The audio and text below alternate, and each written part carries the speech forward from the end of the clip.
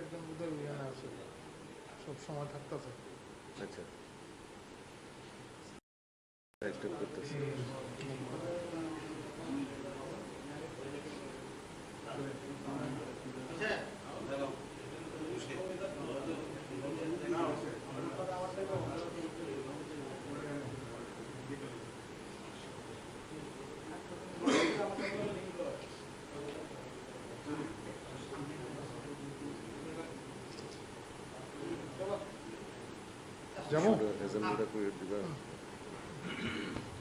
নমস্কার নমস্কার সাংবাদিক বন্ধুরা, আপনারা সবাই জানেন উপভোট এখন প্রায় দোরগোড়ায় এসে পৌঁছেছে, অন্তিম লগ্নে এখন প্রচার। তো সংশ্লিষ্ট বিষয়ে আমি ইতিমধ্যেও বলেছি, এর আগেও বেশ কয়েকবার আমরা বলেছি, আমাদের পার্টির তরফ থেকে বলা হয়েছে বিভিন্ন ইস্যু। তো এখন প্রায় প্রচারের শেষ, এই শেষ লগ্নে ওই এলাকার যে পরিস্থিতি রয়েছে এবং বর্তমান যে রাজনৈতিক পরিস্থিতি এই উপনির্বাচনকে কেন্দ্র করে সংশ্লিষ্ট বিষয়ে আপনাদের মাধ্যমে রাজ্যবাসী তথা ওই এলাকার যারা মানুষরা আছেন, যারা ভোটাররা আছেন, তাদের কিছু বার্তা দেওয়া প্রয়োজন বলে আমরা মনে করি। সেই জন্য আপনাদের সামনে আজকে হাজির হয়েছেন আমাদের পার্টির প্রদেশ সভাপতি মাননীয় রাজীব ভট্টাচার্য মহোদয়। তিনি আপনাদের মাধ্যমে জনগণকে সম্বোধন করবেন।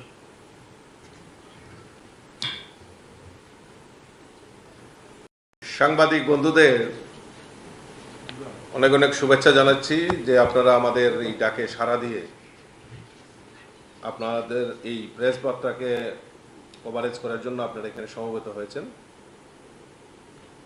তো আমি নির্বাচনের ব্যাপারে আসছি, তার আগে আমরা সবাই জানি যে আমাদের যে চন্দ্র অভিযান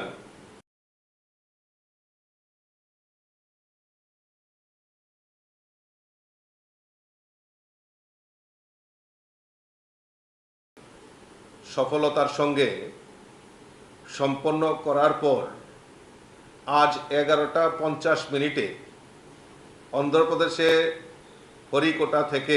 শ্রীহরিকোটা থেকে আদিত্য L1 সূর্যর উদ্দেশ্যে তার যাত্রা শুরু করবে। সূর্য ব্যাপারে জানার জন্য, সূর্য কাছাকাছি যাওয়ার জন্য, যে L1 আদিত্য L1 তার আজকে শুভ সূচনা হবে 11:50। তা আমি শুভকামনা জানাচ্ছি। আমি ইসরোর যারা আমাদের সায়েন্টিস্টরা রয়েছেন এবং আমাদের বিশেষ করে আমাদের রাষ্ট্রনায়ক যশস্বী প্রধানমন্ত্রীজিকে আমি ধন্যবাদ জানাচ্ছি, শুভেচ্ছা জানাচ্ছি। এই আদিত্য L1 এর যাত্রা যাতে শুভ হয় তার জন্য আমি ঈশ্বরের কাছে প্রার্থনা করছি। আপনারা অবগত আছেন যে আগামী 5ই সেপ্টেম্বর আমাদের বক্সনগর এবং ধনপুরে বিধানসভার উপনির্বাচন সংগঠিত হবে। এই উপনির্বাচনে আপনাদের মাধ্যমে ধনপুর এবং বক্সনগরের যারা ভোটার তাদেরকে ভারতীয় জনতা পার্টির পক্ষে ভোট করার জন্য আমি আপনাদের মাধ্যমে তাদের কাছে বিনম্রভাবে অনুরোধ রাখছি। এবং আমরা দেখেছি বিগত কয়েকদিন আগেই যখন এই নির্বাচন ঘোষণা হয়েছিল তখন আমরা দেখেছি বিভিন্ন বিরোধী দল জোট হয়েছে বলে যেভাবে প্রচার প্রসার করে মানুষকে, ত্রিপুরাবাসীকে বিভ্রান্ত করার চেষ্টা করেছে, মানুষের কাছে যেভাবে ভুল বার্তা দিয়েছে সেটা মানুষ ভালো চোখে নেয়নি। দীর্ঘ 25 বছর এবং তার আগে আর 10 বছর অর্থাৎ 35 বছর এই ত্রিপুরা রাজ্যে কমিউনিস্টরা শাসন করেছে। এই কমিউনিস্টের এমন দুরবস্থা হয়েছে তাদের এখন নির্বাচনে লড়াই করতে গেলে তাদের বৈশাখী প্রয়োজন হয়।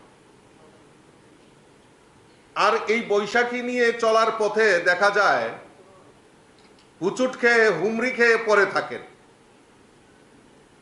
আমরা দেখেছিলাম এক বৈঠক করে উনি সাংবাদিকদের বলেছিলেন, এ তো ট্রেলার হে, পিকচার আবি বাকি হে। আমি এখন বলছি ভারতীয় জনতা পার্টি ট্রেলারও দেখায় না, কিছু দেখায় না, সুজা পিকচার দেখায়। আর ধনপুর এবং বক্সনগরে আমাদের ভারতীয় জনতা পার্টির প্রার্থীরা বিজয়ী হবে, সেই দৃঢ় চিত্তে আমরা এখানে বলতে পারি। কারণ ভারতীয় জনতা পার্টির কোনো বৈশাখীর প্রয়োজন হয় না। আজকে আমরা দেখেছি তাদের জোট সঙ্গী কংগ্রেস,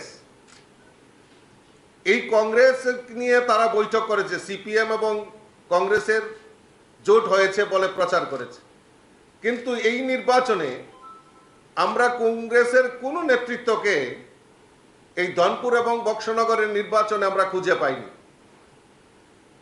কারণ খুঁজে না পাওয়ার একটাই কারণ, সোনামুড়া সাব ডিভিশনে কংগ্রেসের কোনো অস্তিত্ব নেই।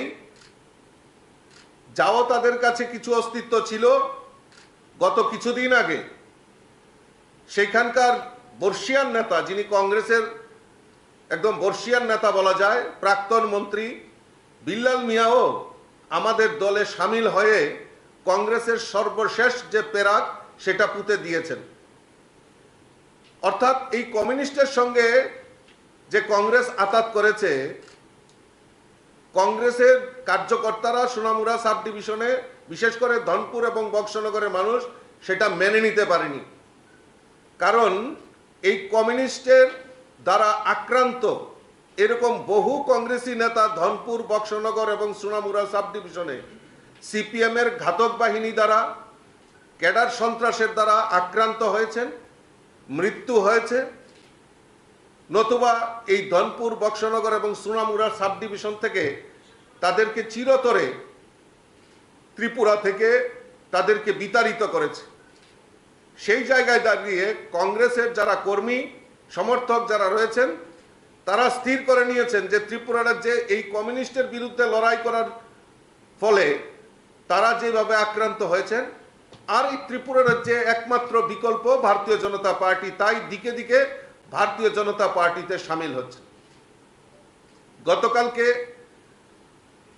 আমরা দেখেছি যে মহারাজার যে দল, প্রদ্যুৎ কিশোর মানিকের যে দল, তিপ্রামথার দল, উনারাও সেই জোট, তাদের যে স্ট্যান্ড, নির্বাচনের যে স্ট্যান্ড সেটা পরিষ্কার করেছেন। উনারাও এই সিপিএমকে তারা সমর্থন করেনি। তারা স্থানীয়ভাবে যাকে পছন্দ হয় তাদেরকে, সেই প্রার্থীদেরকে ভোট দেওয়ার জন্য আপিল করেছেন। উনারাও জানেন যে এই ত্রিপুরা রাজ্যে ভারতীয় জনতা পার্টি, এই ডাবল ইঞ্জিনের সরকার, কেন্দ্রে নরেন্দ্র মোদীজির সরকার, রাজ্যে প্রফেসর ডক্টর মানিক সাহাজির নেতৃত্বের সরকার যেভাবে এই রাজ্যের উন্নয়ন করছে, জনজাতি হোক আর যে কোনো সমাজের যে কোনো অংশের মানুষই হোক, তারা জানে যে ভারতীয় জনতা পার্টি যে উন্নয়নের কর্মযজ্ঞ চালাচ্ছে এই ডাবল ইঞ্জিনের সরকার, তাই ভারতীয় জনতা পার্টি একমাত্র পারে ত্রিপুরা রাজ্যের উন্নয়ন করতে। তাই তারাও এই কমিউনিস্টদের যে জোট ভোট তাকে সমর্থন করেননি। আমি তাদেরকে ধন্যবাদ জানাচ্ছি। এবং পাশাপাশি এই কমিউনিস্টের 25 বছরের শাসনে তারা আজকে বড় বড় কথা বলছেন যে উপনির্বাচন নিয়ে, রাজনৈতিক পরিস্থিতি এবং সন্ত্রাস নিয়ে ওনারা কথা বলছেন, গণতন্ত্র নিয়ে কথা বলছেন। আমি আপনাদের কাছে, আপনাদের মাধ্যমে তাদেরকে প্রশ্ন রাখতে চাই যে টানা 25 বছর এই রাজ্যের বুকে রাজত্ব করেছে কমিউনিস্টের যে সন্ত্রাস, কমিউনিস্টের যে ক্যাডার, তাদের যে সন্ত্রাস, সেটা ত্রিপুরা রাজ্যের মানুষ ভুলে যায়নি। তাই 2018-তে এই ক্যাডার সন্ত্রাসের বিরুদ্ধে আওয়াজ তুলে ত্রিপুরা রাজ্যের মানুষ ভারতীয় জনতা পার্টিকে ক্ষমতায় এনেছে এবং 2023-এও দ্বিতীয়বারের মতো ভারতীয় জনতা পার্টির সরকারকে ক্ষমতায় এনেছে। মানুষ চায় উন্নয়ন, সেই উন্নয়নের নিরিখে দাঁড়িয়ে আমরা হলক করে বলতে পারি ধনপুর এবং বক্সনগরের মানুষ ভারতীয় জনতা পার্টিকে ভোট দেবেন। আমি আপনাদের মাধ্যমে জানাতে চাই বক্সনগর এবং ধনপুরের মানুষকে যে ভারতীয় জনতা পার্টির সরকার প্রতিষ্ঠার পর একের পর এক সমাজের প্রত্যেকটা অংশের মানুষের জন্য আমাদের এই ডাবল ইঞ্জিনের সরকার যে কাজ করছে, এই কাজের নিরিখে দাঁড়িয়ে সেখানকার মানুষ আমাদেরকে ভোট দেবে। আপনারা জানেন যে এই কমিউনিস্টের শাসনে 25 বছর বনাম এই 5.5 বছর তারা বারবার চিৎকার করে। আমি প্রশ্ন রাখতে চাই যে আজকে ত্রিপুরাতে বামপন্থীদের সিপিএম এর সময় 12,600 কোটি টাকার বাজেট হতো, আজকে সেটা 5 গুণ বৃদ্ধি পেয়েছে। এইবার বাজেট আমরা যেটা দেখলাম সেখানে রাজ্য সরকার 27,600 কোটি টাকার বাজেট সেখানে পেশ করা হয়েছে, অর্থাৎ 5 গুণ বৃদ্ধি হয়েছে। মানুষের গড় আয় যেখানে ছিল তার থেকে অনেক অনেক বেশি বৃদ্ধি হয়ে মানুষের গড় আয় সেখানে বৃদ্ধি করা হয়েছে। আমাদের ভারতীয় জনতা পার্টির এবং রাজ্যে ডাবল ইঞ্জিনের সরকার মানুষের জন্য সংখ্যালঘু সংখ্যালঘু বলে চিৎকার করে আমাদের মোদিজি সরকার এবং রাজ্যে প্রফেসর ডক্টর মানিক সাহার নেতৃত্বে মাননীয় মুখ্যমন্ত্রীর নেতৃত্বে যে সরকার, এই সরকারের রাজত্বকালে সবচেয়ে বেশি মাইনরিটিদের যদি প্রাধান্য দিয়ে থাকে সেটা হলো শিক্ষার ব্যাপারে। এবং যেখানে সরকারি চাকরি কমিউনিস্টের সময় এই রাজ্যের বুকে 0.5% ছিল, আজকে সেটা বৃদ্ধি হয়েছে আমাদের সরকারের সময় 7% মুসলিম সম্প্রদায়ের আমার ভাইয়েরা বোনেরা সেখানে চাকরির সুযোগ পেয়েছে।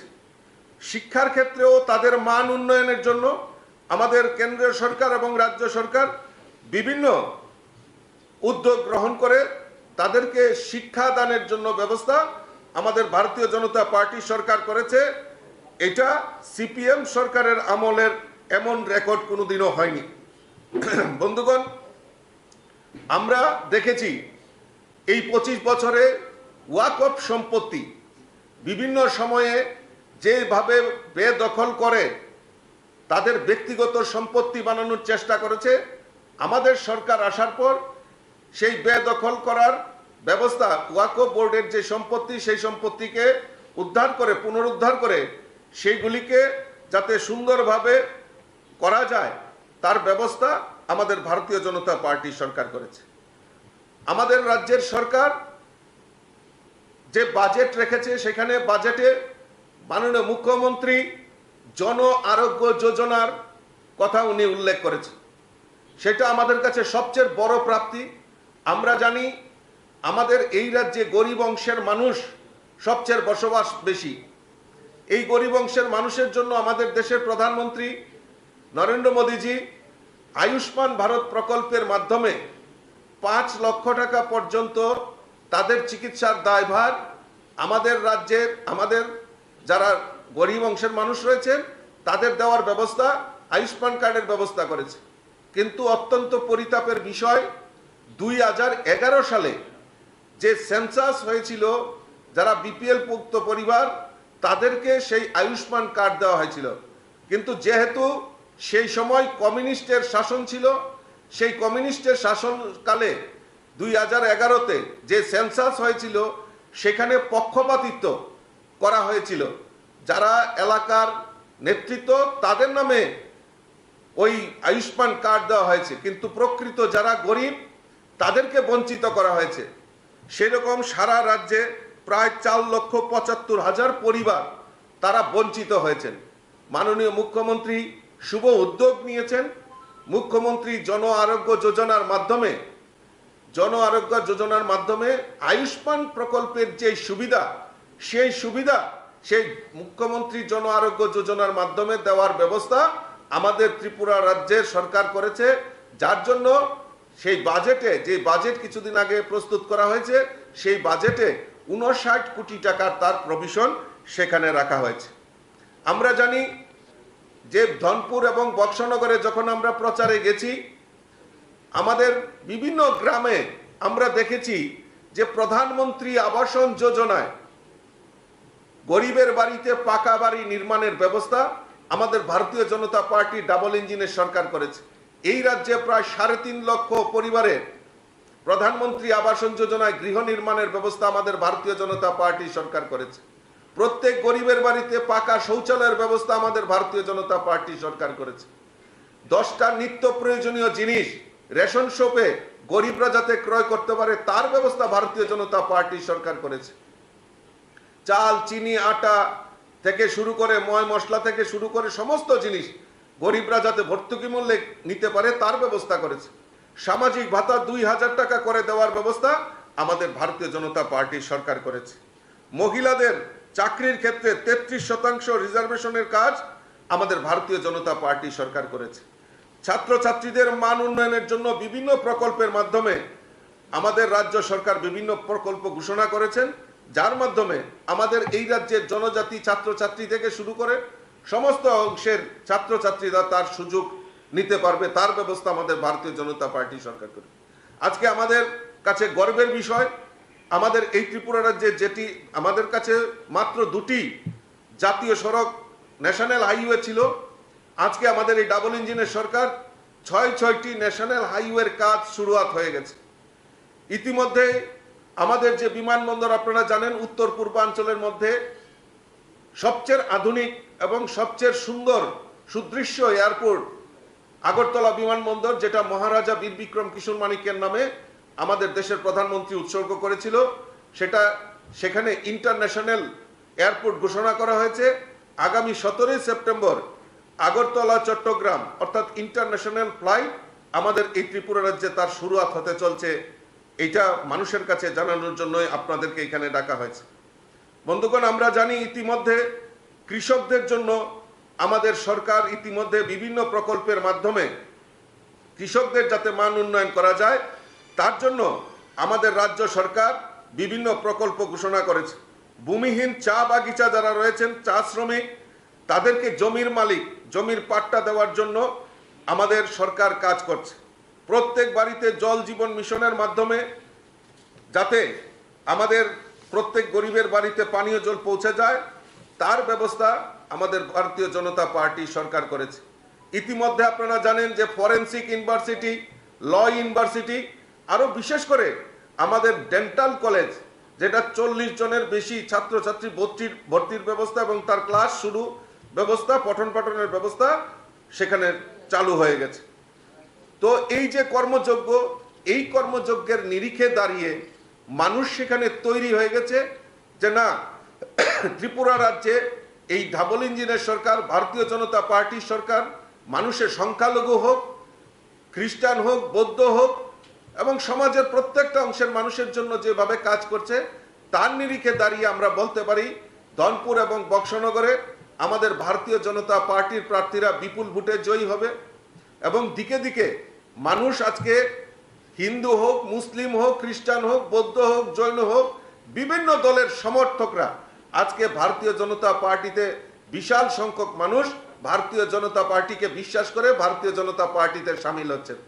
তা কাজেই আমি আবারও আপনাদের মাধ্যমে আমার ধনপুর এবং বক্সনগরের বাসীদের কাছে আমার বিনম্র চিত্তে আবেদন থাকবে যে আগামী 5ই সেপ্টেম্বর যে উপনির্বাচন সংগঠিত হবে সেই উপনির্বাচনে ভারতীয় জনতা পার্টির প্রার্থীদেরকে বিপুল ভোটে জয়যুক্ত করে ত্রিপুরা বিধানসভায় পাঠাবেন এবং সেখানকার সার্বিক উন্নয়নের স্বার্থে ভারতীয় জনতা পার্টি সেখানে উন্নয়ন করবে এবং সেখান থেকে নির্বাচিত জনপ্রতিনিধিরা আসে সেখানকার মান উন্নয়নের জন্য রাস্তাঘাট থেকে শুরু করে বিভিন্ন উন্নয়নের জন্য তারা বিধানসভায় সেটা তাদের দাবি জানাবে এবং সেখানকার উন্নয়নের স্বার্থে ভারতীয় জনতা পার্টিকে বিপুল ভোটে জয়যুক্ত করবেন। এই আবেদনটুকু আপনাদের মাধ্যমে আমরা রাখছি। নমস্কার। কোনো প্রশ্ন?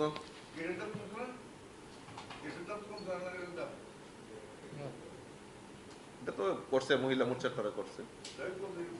যেহেতু সেখানকার ভোটার নিয়ে আপনারা কথা বলেছেন, ওখানে ত্রিপুরা মাতা কোনো দলকে সাপোর্ট করেনি, ত্রিপুরা মাতার যে ভোটাররা আছে তাদের উদ্দেশ্যে কি বার্তা থাকবে?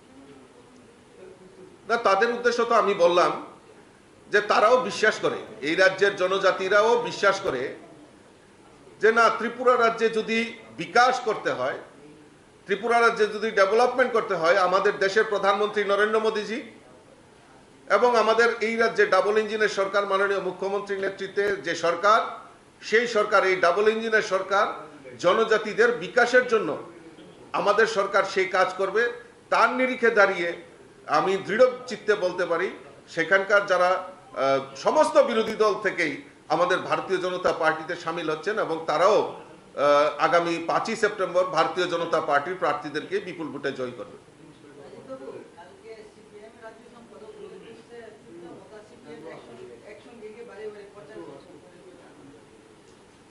আমি তো প্রথমেই বলেছি যে তারা জোট নিয়ে যেভাবে প্রচার প্রসার করেছিল, এই জোট ভোট ত্রিপুরা রাজ্যের এবং বক্সনগর আর ধনপুরের মানুষকে বিভ্রান্ত করেছে। গতকালকে তা পরিষ্কার করে দিয়েছে। দেখুন, সিপিএম এর 25 বছর এই রাজ্যের বুকে রাজত্ব করেছে। আমার তাদের জন্য দুঃখ হয়, তারা 2023-এ বিরোধী দলের তকমা পর্যন্ত হারিয়েছে। এখন তাদের বৈশাখী নিয়ে আটতে হয়, তাদের সঙ্গী সাথী নিয়ে রাজনীতি করতে হয়। এর থেকে দুঃখ আর লজ্জার কি আছে? কারণ তারা মানুষের জন্য কাজ করেনি। গরিবকে আরো কিভাবে গরিব শোষণ করা যায়, গরিবকে আরো কিভাবে গরিব করা যায়, তার প্রয়াস করেছে। তো সেই তার নিরিখে দাঁড়িয়ে এখন তাদের বৈশাখী নিয়ে চলতে হয়। আর দেখা যায় মাঝখানে মাঝখানে তাদের এই বৈশাখী সরে যায় আর তারা হুচুট খেয়ে পড়ে যায়। তো এইরকম বিভ্রান্তিমূলক কথাবার্তা বলে ত্রিপুরা রাজ্যের মানুষ এত বোকা নয় যে তাদের এই বিভ্রান্তিতে পা দেবে। তাদেরকে 2018-তে ত্রিপুরা রাজ্যের মানুষ যে উচিত শিক্ষা দিয়েছে, 2023-এ উচিত শিক্ষা দিয়েছে। এই উপনির্বাচনেও আপনারা লিখে রাখতে পারেন, তাদের দেউলিয়াপন এই বক্সনগর এবং ধনপুরের মানুষ ইতিহাস তৈরি করতে যাচ্ছে, এই কমিউনিস্টদেরকে দেউলিয়াপনের রাস্তায় নিয়ে আসবে। Thank you. নমস্কার।